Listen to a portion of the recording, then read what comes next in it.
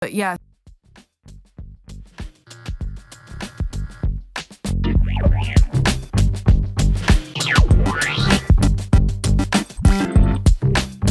Welcome to the Weekly Defence Podcast, the show about defence procurement and military technology. We are brought to you in partnership with our sponsor Nammo, and I'm your host, Helen Haxel, coming to you this week from a hot West London.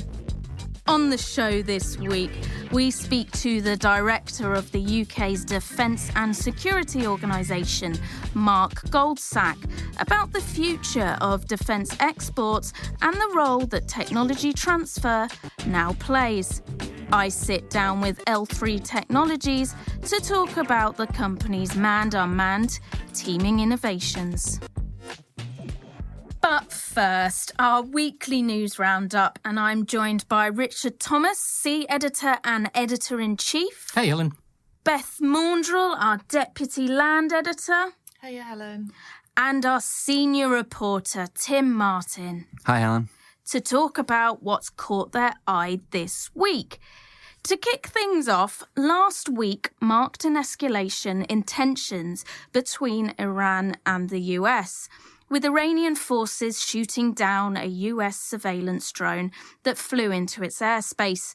However, Washington, D.C. has insisted that the drone was flying over international waters.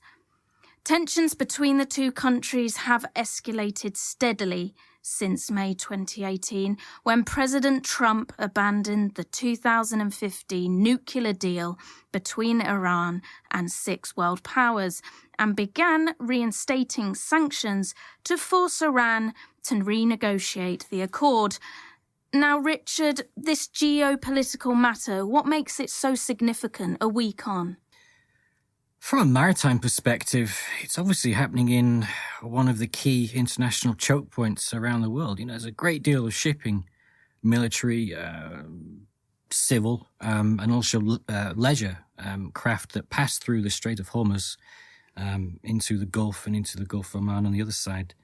So I guess for me, it's the consequences of this escalation. You think back to the June 13, you saw 2 tankers in transit through the Gulf of Oman hit by limpet mines or mines of some kind from attackers who are probably state attackers. It's suspected to be Iran, but of course they've denied that. So I've got a few questions really, just kind of posing and to just sort of mull over, is that what do the attacks prove? Well, it proves, if we're assuming that it was Iran that attacked the tankers, that the IRGC, Iran's Revolutionary Guard Corps, has a high degree of ability in covert maritime operations and hybrid and asymmetric maritime warfare. And also, what could the US, UK and regional allies do to limit a more widespread return to the tanker wars that we saw in the 1980s? Are the forces deployed in MENA, Salman, the UK and the US? Is it sufficient to prevent Iran's closure of the Strait of Hormuz? My suggestion is probably not. Just to add, I suppose from an nerve perspective, a couple of things struck me. And first of all, I suppose one of them would be that Trump's reaction, we're told, was to decide on an airstrike after the Global Hawk had been hit. Now, the decision to pull away from that, I suppose, open up the debate as to whether you use excessive force or not to, rather, because it's a drone. And whether you pull back because there's no casualties involved. And I suppose that that wider debate, I suppose, will keep running and running.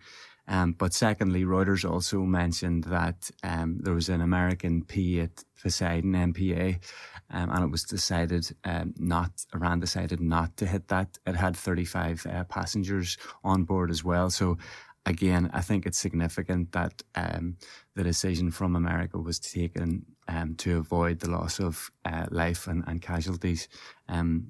So I suppose that's, as much as we're talking about an escalation in tension, you could also, by the same yardstick, argue that there was sensible decisions taken here in terms of reducing potential casualty numbers. For the news, Beth, I hear you have a vehicle update from the US Army. Yeah, thanks for that, guys. But to kick the news off, quite a lot has been going on with the JLTV light tactical vehicle from Oshkosh, which is being delivered to the US Army. Now, the US Army has accepted the vehicle for full rate production after earlier this year we reported that there would be a slight delay in the timeline for this decision. Now, it was estimated this delay would be 6 to 12 months, and it seems to be that they've got to this decision quite quickly, kind of almost less than the 6-month delay that we estimated. In a statement from the US Army about the full rate production decision, they confirmed that during testing in the hands of the soldiers, they had received feedback on new enhancements on things such as increased situational awareness, reduction of system noise, a troop seat kit, and a companion JLTV trailer. So are these going to be integrated onto the vehicle, Beth? Yeah, well, I've been speaking to Oshkosh to try and find out whether the full-rate production vehicles will have any enhancements, and they've told me that the current configuration now includes a larger windows added to the rear doors, a forward-facing camera to increase situational awareness, and a muffler to significantly decrease exterior noise and allow for better internal communication. In terms of the vehicles that have already been fielded, because remember, some under the low-rate production decision would have already been delivered to the US Army, these enhancements will be retrofitted. And in the statement on the full-rate decision, the Army said that the assessment of these soldiers that initially tested it had helped them bring us all to a successful full production rate decision. So good news for the JLTV, which seems to continue actually, because they've also been busy testing the vehicle with some new weapon capabilities. So in June this year, Oshkosh and industry partners participated in flight testing at the Redstone Arsenal in Alabama, during which a Javelin anti-tank guided missile was tested using a Kongsberg remote-controlled weapon station mounted onto the JLTV. How many javelins, Beth, can be used from the vehicle? Well, I mean, they're just at the testing phase now, so it kind of depends on what else the vehicle's carrying and how much payload capability the vehicle has left after the remote control weapon station and all that stuff has been added onto it. But one would be fired at a time, essentially. You wouldn't have multiple launch systems.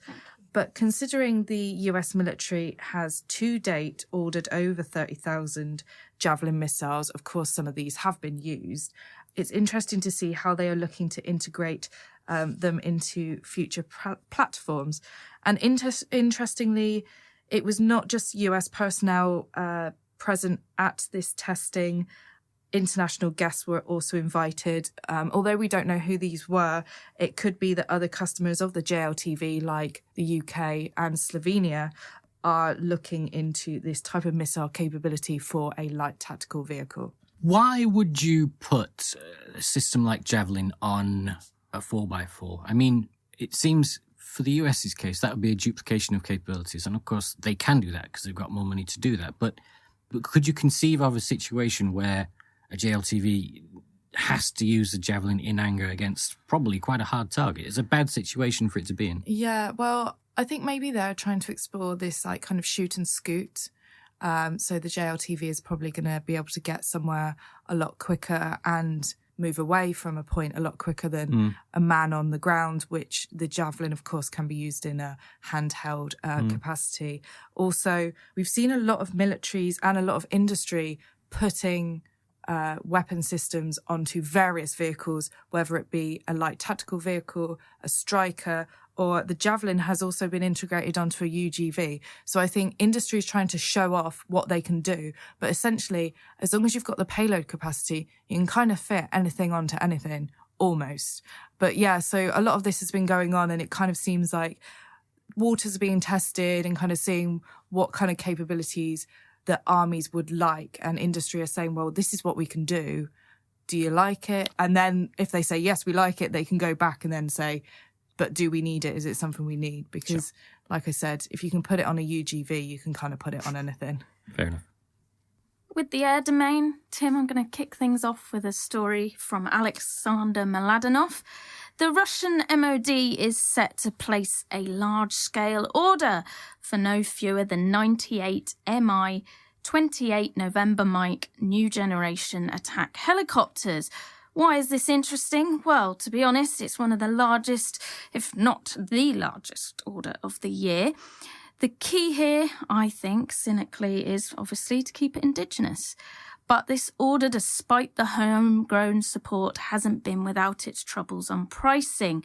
So just to recap, in February of this year, the price was the main issue faced by the programme, as the Russian MOD threatened that due to the excessively high unit price asked by Russian helicopters, it may shelve the Mi-28NM's procurement. So, Helen, it obviously seems they've decided not to shelve it. So when is it slated that this programme might be completed?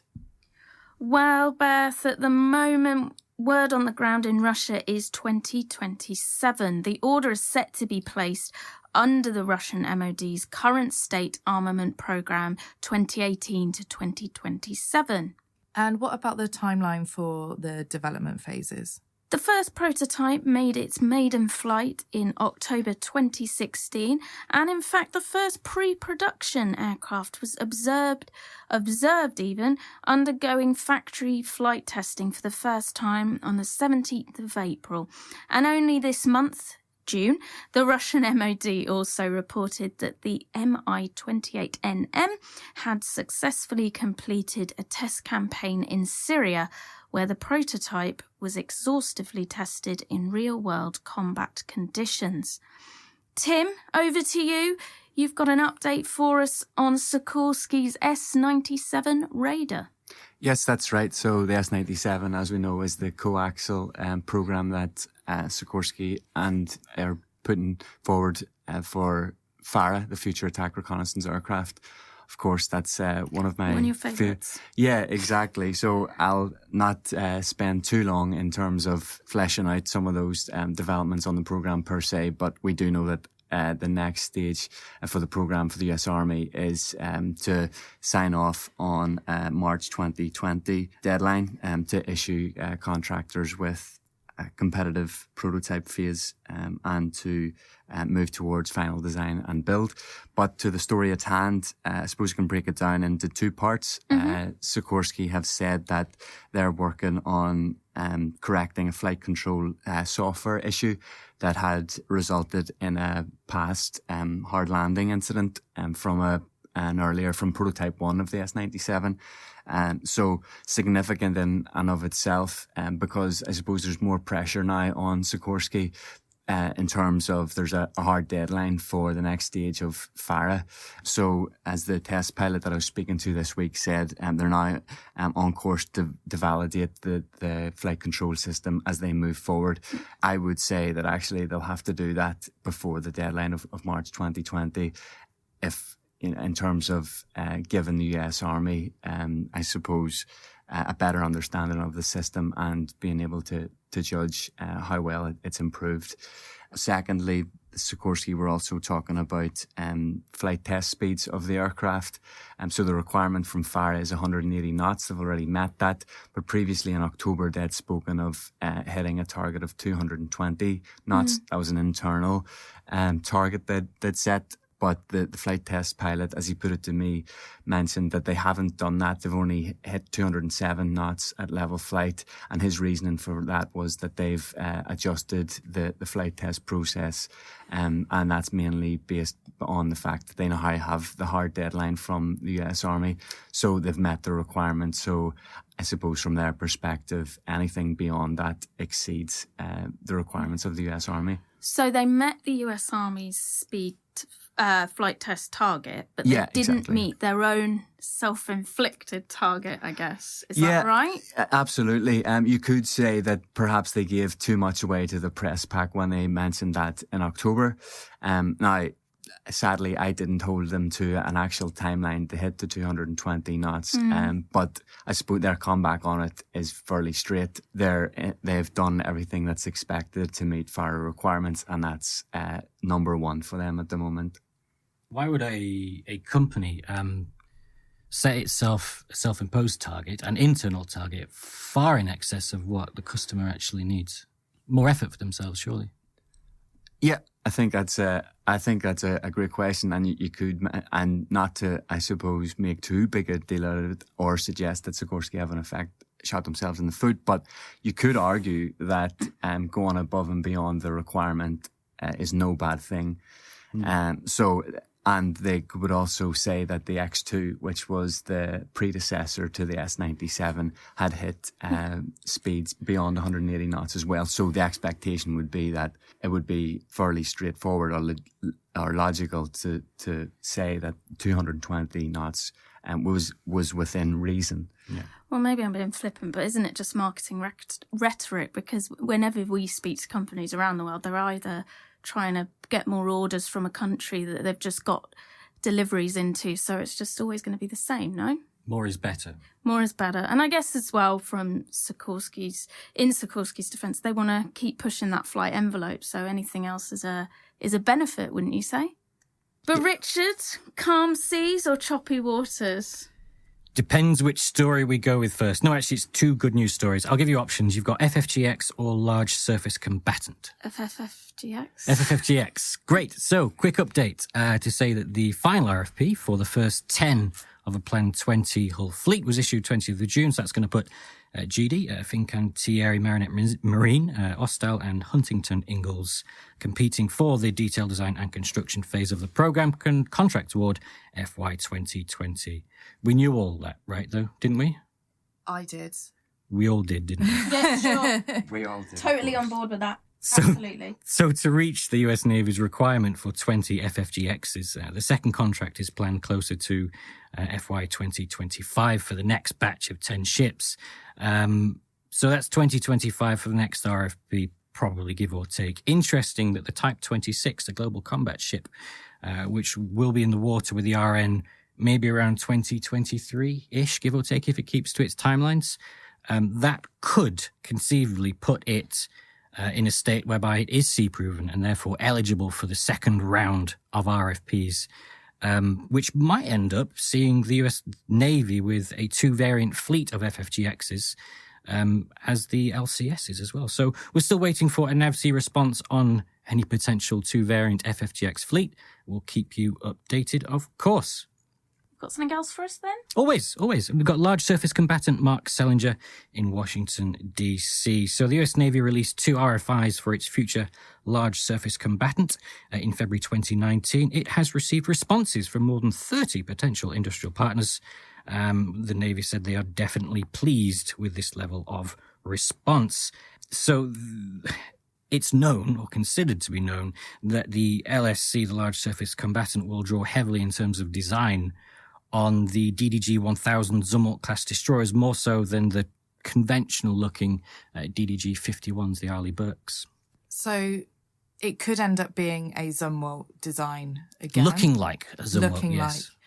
I don't know what our listeners think, but the Zumwalt is possibly one of the most unattractive ships to be gracing the ocean. It certainly stands out, doesn't it? It's got a tumble-home hull. There are sort of sea-keeping requirements for that and why they chose that kind of design. It looks both futuristic and old at the same time. So US Navy's gone back to the future with its next generation ships then? It may be. Well, right. I guess we'll see. We will. On that note, thanks all. Coming up on the podcast, we sit down with the director of the UK's Defence and Security Organisation to discuss offsets, exports and technology transfer. But first, I discuss the technologies underpinning manned-unmanned teaming with L3 Technologies.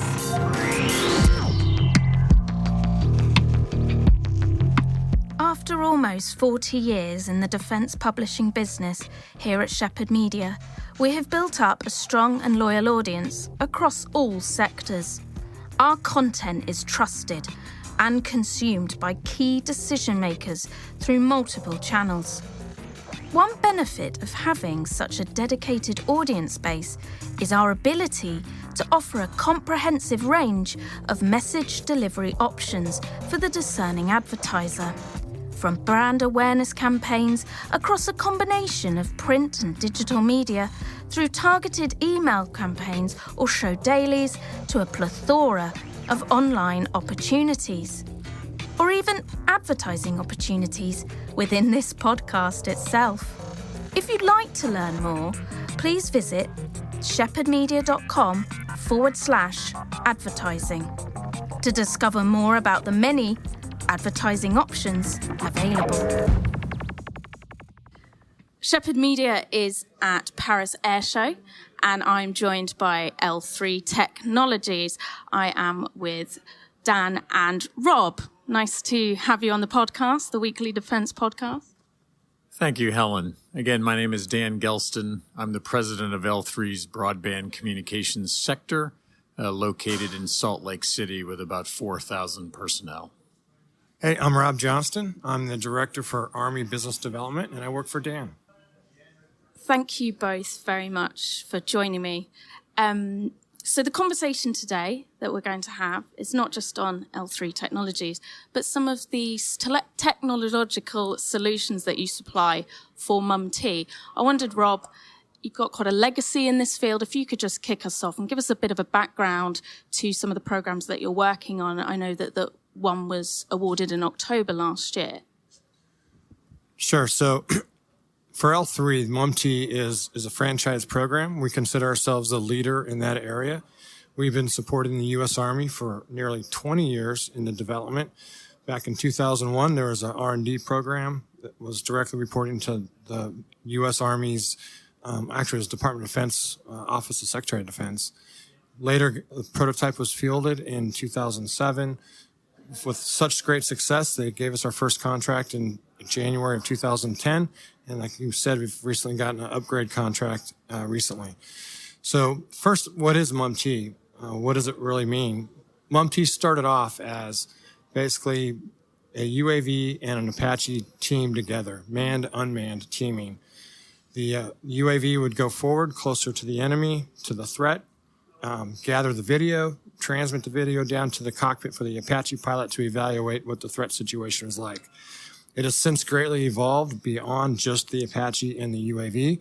We are selling our systems internationally. We have 3 countries that we've sold to, 1 we've delivered and 2 others under contract. I'm very proud of that, and we're looking forward to continuing that. Most importantly, I wanted to let you know that it's not just the Apache that we can do the man-to-man teaming for. It can go on any helicopter in the world, and we've shown this, and we've had it installed on at least 5 different models of helicopters today.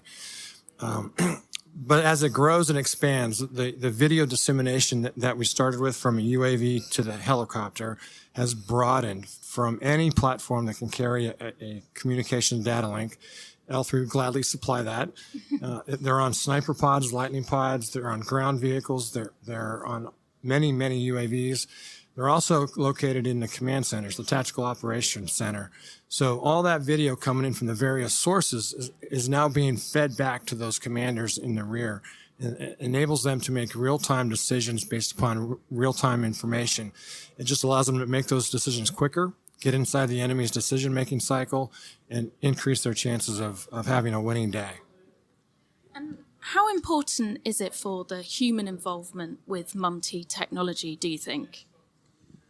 So that's a key point in that as we evolve this technology and we learn more and more about it, we're able to get the humans farther and farther away from the threat. So ultimately, we're going to be saving lives by putting unmanned systems, be it ground systems, airborne systems, closer to the fight, keeping the humans farther back. So it's going to be a great achievement for us. And just kind of lastly, I guess, what's one of your unique points compared with your competitors in enhancing the battlefield, the evolving battle space, I guess, for the warfighter? So some of our key differentiators are, first, we've worked with the customer for nearly 20 years, so we know exactly what they need. We know how to help them and enable them to achieve their end state. Second, our communication data links have various technologies inside of them that make them better than everyone else. You know, high bandwidth, secure, multi-band, flexible. Dan, on that note, I wonder, how do you ensure kind of the safe transferring of data? Certainly. So we have long depended on crypto encoded signals between the links of any of these networks. So you can imagine now the battlefield, everything is talking to each other. RF communications are happening, voice, data, video, you name it, particularly with the advent of unmanned systems, that command and control is necessary. That is a huge combat multiplier for us, as Rob just explained. But if you can imagine, if everything on the front line is connected and talking to each other, if an adversary can somehow take advantage of that and target those communication links, those data links, they can really turn the tables on any military that's utilizing these systems, which in this day and age is everyone. So I think the next advent, whoever can protect those communications and literally make them invisible so they cannot be targeted, is going to own the electromagnetic spectrum and really have that advantage going into the next potential peer v peer confrontation. I think of it, that classic movie Top Gun, where back in the 1980s you had radar targeting airplanes, and those were active systems, Mavericks flying along and beep, beep, beep. Oh no, we've got a radar lock. And they knew that in a matter of minutes, they were going to be shot at. A missile was going to be incoming and they could evade it and do all those things between Maverick and Goose that those guys love to do. Well, now you have systems that can passively target these communication links versus an active system. So you don't even know that somebody is tracking you. You don't even know that somebody's about to send incoming to your position, and therefore you have no time to react. So this technology, which is called LPD, LPI-AJ, low probability of detect, low probability of intercept, anti-jam communications, literally brings these communications below the noise floor, makes them stealthy. So just like we had stealth fighters to react to radar back in the 1980s, we're now making not only encrypted communications. Maybe the enemy can't figure out exactly what we're saying, but they can see that communication. We are now making that communication invisible to them, so they cannot target us. And I truly believe whoever masters this moving forward will have dominance in that battlefield spectrum. The other side, who can be targeted via their communications, who can have their communications jammed or intercepted or turned around against them, will be at a massive disadvantage. Thank you. You mentioned next generation there. I'm aware that L3 Technologies is currently in the middle of a NAVAIR competition with regards to the F-18 low band next gen. Could you provide any further details on that competition?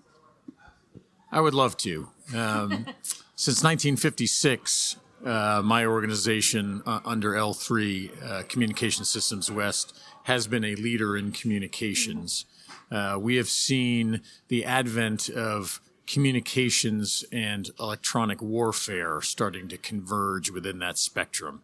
And because really it's about spectrum superiority moving into the next potentially peer v peer competition.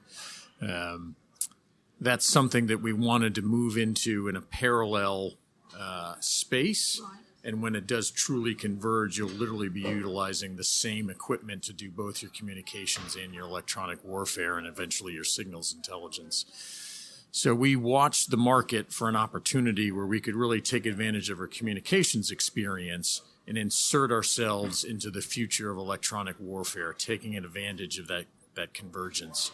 And the opportunity was the Navy's next generation jammer low band. Right. So the ALQ-99, many in the market will know, has for long decades been serving this purpose. The threats have outpaced the current generation of jammers. That's hence the next generation. And we're competing against just one other company after beating some of the biggest primes in this the original competition to get a down select in about 2020 for a multi-billion-dollar opportunity to provide these next-generation low-band jammers to the United States Navy, particularly on the F-18 Growler platform. Very excited about this.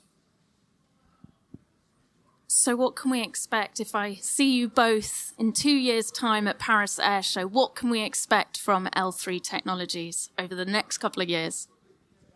Well, I'll speak from the bigger picture and then turn it over to Rob to finish it out, particularly bring it back to MUM-T. But we're announced last year a merger of equals with Harris, actually to date the largest merger of equals in U.S. Defense Department history. So 17,000 person, $6.5 billion Harris merging with 31,000 $10+ billion L3 to create the sixth largest prime in the U.S. DoD space for aerospace and defense. Really excited about it. We see it as highly complementary. We're hoping to close somewhere inside the next 30 days. And I'm particularly interested because Harris has quite a communications legacy, and so does my portion of L3. Yep.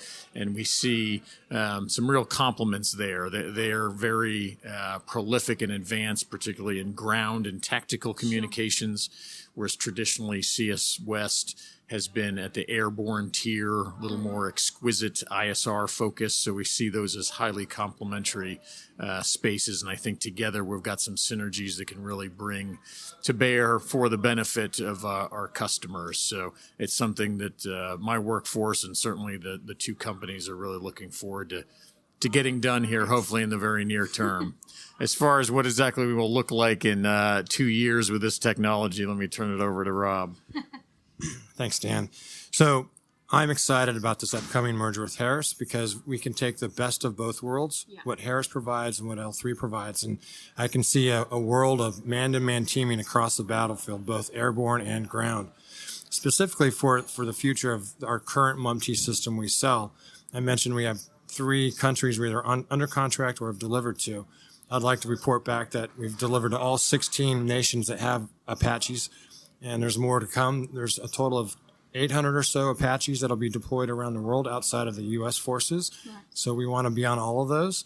And I'd really like to come back and report to you that we're also on various other attack helicopters or utility platforms, the Tiger, anything that's out there that needs full motion video and information inside for command and control. We want to be on it. Thank you both very much for your insight. Thank you.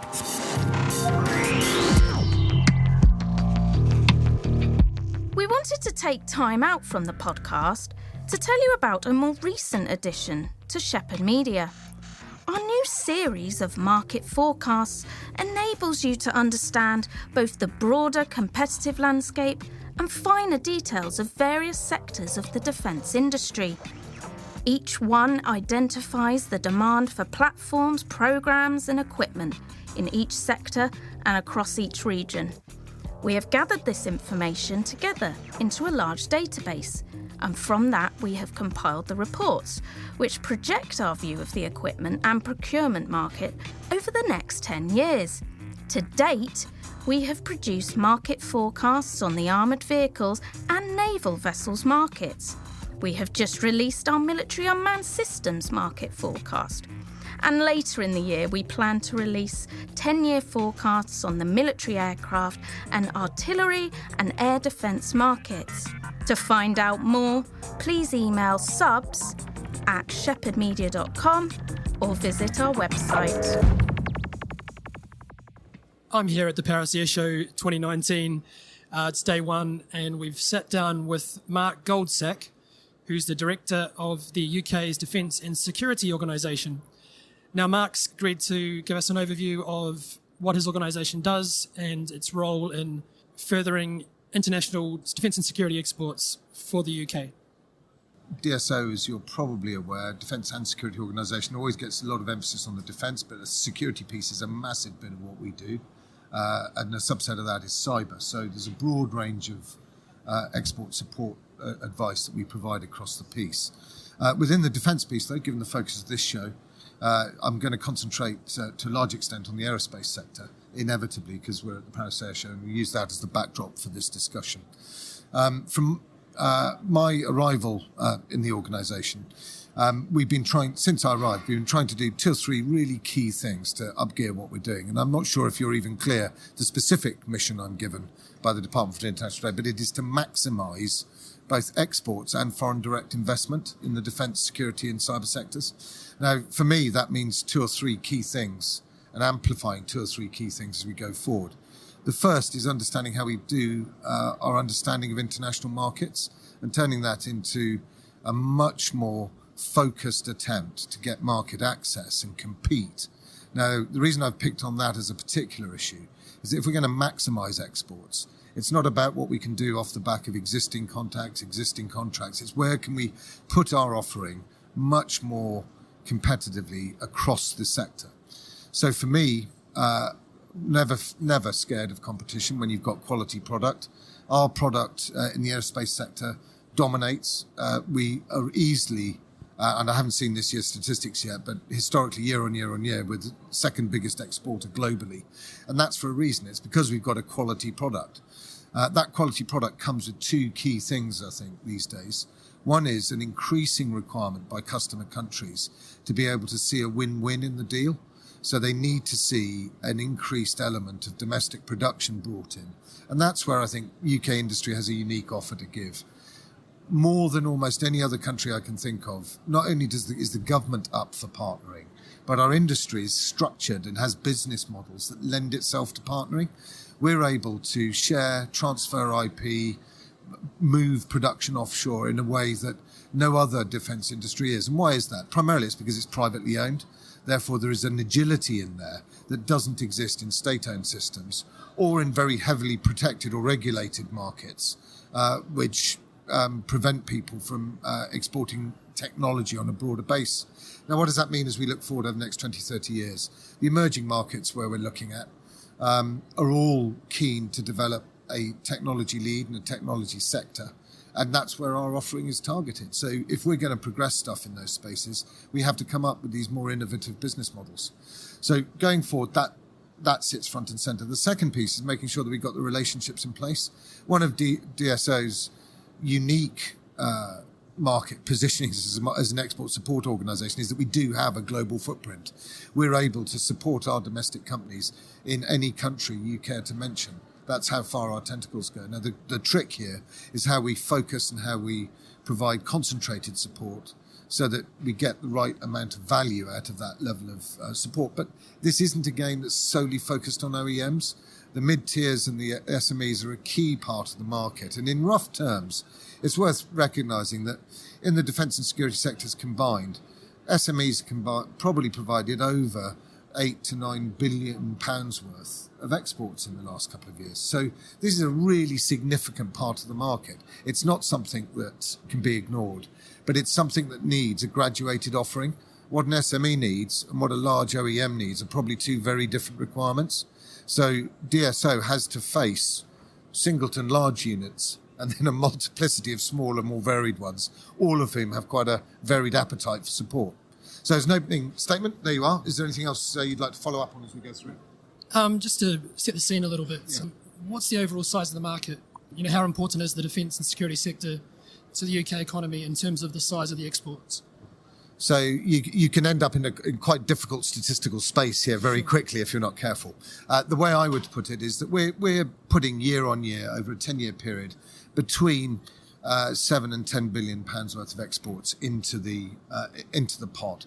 And that's really significant. And it's significant not just from the value element of the actual nominal financial add into the export coffers, but actually in terms of what is being added there. When you think that the bulk of that, probably 70+%, is driven by the aerospace sector and the technologies that come out of that, we're probably pushing the technological edge, not in a market dominant sort of way, but in an absolute developmental space. Our firms are producing product and then being picked up and leveraged both within the UK market, but then spiralling out globally.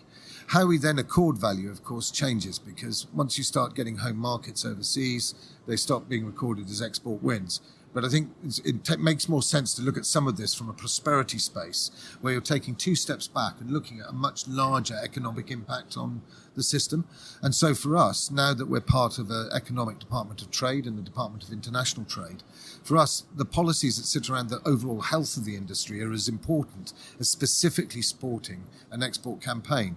So it does matter to us what level of investment companies are putting into STEM, how the government's working to create an ecosystem that can continue to sustain high-end manufacturing, really high-grade technology products, and continue to evolve them ahead of the obsolescence curve so that we maintain both our market lead and our ability to service multiple markets at multiple levels. So it might help if I do a quick round the globe and just give you an observation on each of the areas, if that's helpful. We'll start at home and look at Europe. We've got an emerging market here. In the last couple of years, you've seen us run an increasing number of projects there, much more perhaps than we saw in the previous 10 years. And that's a reflection of the quality of the technology offer that's coming through in a market that can afford to pay for it. So I'm excited about what's going on here. We've got partnerships going on at least 7 different countries at the moment where decent campaigns on maritime, air, and indeed some land space. Some really interesting campaigns taking place. So an emerging set of activities. So competitive market, absolutely, but not one that we're afraid of getting stuck in on. And we need to recognise the reasons why some of those campaigns aren't won, most of which are to do with the requirement rather than the actual quality of the offering. So there's a debate to be had around that. As we move outside of Europe, we've got the Middle East, which has always been the mainstay of most of the globe's defence markets. That remains buoyant. Spending remains up there. And sadly, the instability in the region continues to fuel the sort of security defence concerns that make that somewhere that continues to invest in capability. And we have a long-standing set of relationships there, which we are able to grow and develop in conjunction with industry across the piece. Of more interest to your direct question is what's happening in South and Southeast Asia, where we're seeing a growing amount of focus on mid and upper tier technology from those areas, where traditionally some might have argued that what we were offering was beyond the price point or beyond the technology point where it could be absorbed. That is not the case these days. These are markets that are looking to push very hard into our traditional offerings. And we're having some success there. We're seeing a growth in our relationships government to government, which is probably the key part of expanding what we're doing. And I think both us and the Department of International Trade and the UK government more widely now recognises that government to government bit is a key part of securing the long-term partnership necessary to make some of these contracts viable and, when you've won them, sustainable over time. And that change in our relationships internationally is, I think, a welcome one at the moment for the defence industry, and one where we're keen to see those high-value campaigns come to fruition. As you push further south, I mean, you touched on the Australian wins with the Type 26, but I think that's a sign of the wider, deeper relationship that goes on. And if you like, the way the British offering is cited against the other global technology offerings. And in really simple terms, in most of the markets which we would regard as ones where we have a natural lead, our key competitors tend to be technology offerings coming out of the North American market or technologies coming out of the European market. And we're very competitive still across the Five Eyes community, in that across the piece, not just in aerospace, but in the maritime sector as well. And we'll continue to see that the effect of that win down in Australia ripple out in a number of ways, both as platforms and subsystems that have been proved in those competitions gain a wider global appeal. Looking at the transfer of IP, can you dive a little bit more into how open smaller companies might be, or certainly how important that is as you're engaging these emerging markets, that you're willing to offer that technology transfer part? So almost all of the overseas defence markets that are coming online at the moment, all of them have some form of offset program, some form of internal investment program, so that they're able to grow a technology and defence ecosystem of their own of some sort. The trick for all of our companies is how far can they get involved in that. And what I've always been struck by is just how ironically efficient the SME and mid-tier company is at doing that over and above an OEM. It seems to be a absolute rash of smaller companies that have picked up on this and have no fear in entering these markets. I've seen myriads of them in India, opening up, taking advantage of the Make in India offer that the Indian government has put in there, and producing really quite interesting supply chain solutions, both for the Indian defence system and our own. Now, that ability to flex production, but not just production, the design that sits inside it is fundamental. And I think central to that IP transfer piece is the trust that goes with it. And as these relationships deepen, as the G2G piece deepens, so the ability to transfer that IP comes with it. And when you look and talk to, I've walked past at least half a dozen companies on the UK Pavilion today that I know have active programs in all of those South Asian and Southeast Asian markets, transferring technology. If you talk to any of them, they'll tell you that growth, their ability to provide that structured shift of design capability is a fundamental reason why they're winning those competitions where historically they might have been edged out. Anybody that's running a global supply chain, so a significant capability has a global supply chain these days. And so I think you, as a rule of thumb, you're probably looking 20% of the supply chain being sourced globally on the big technology programs. So I don't think there's anything unusual or anything to be worried about in the fact that that's the approach that people are now taking. So would I expect them to want to be inside our supply chain and vice versa? Absolutely. And to some extent, that's what helps stabilize the relationship.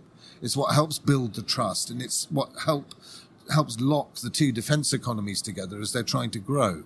So I think that's a natural part of the system. The real trick here is, can you come up with the overall industrial strategies that give that the right sort of shape and focus? And the trick here is how far we're able to discuss government to government, the alignment of policy to allow that to grow intelligently. Historically, governments have tended to be very unilateral in the way they look at that defence industrial policy. I see across the board now a much greater willingness to negotiate the boundaries of that and to work out where we actually interlock and support each other. So if you look at what the DIT is doing as part of its wider trade negotiations, not just what we do in the defence space, that is absolutely front and centre about how we land these wider commercial industrial relationships that give us a sustained market presence, not just a quick win and then move on.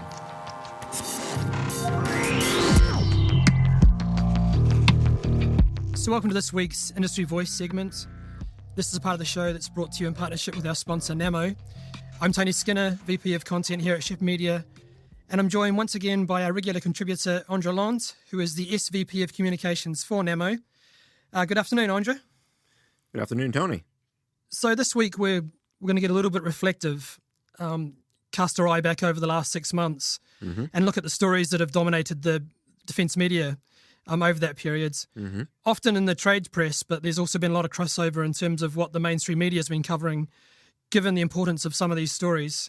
I know you've been doing an analysis on what stories have been gaining the headlines. So what kind of trends are you seeing emerge based on that? Well, I think there were 3 stories. When I look back on what's happened in the last 6 months, 3 stories or themes that stand out a bit. And I think it started from the top, and a little bit also what dominated in the beginning of the year is the increasing politicization of defense and really defense debate in general. And you can see it most visibly in the US, but I believe it's happening across the board, where pretty much everything that's been said, either from government side or industry side or from the armed forces, is being taken into a political context and being part of a far more aggressive debate.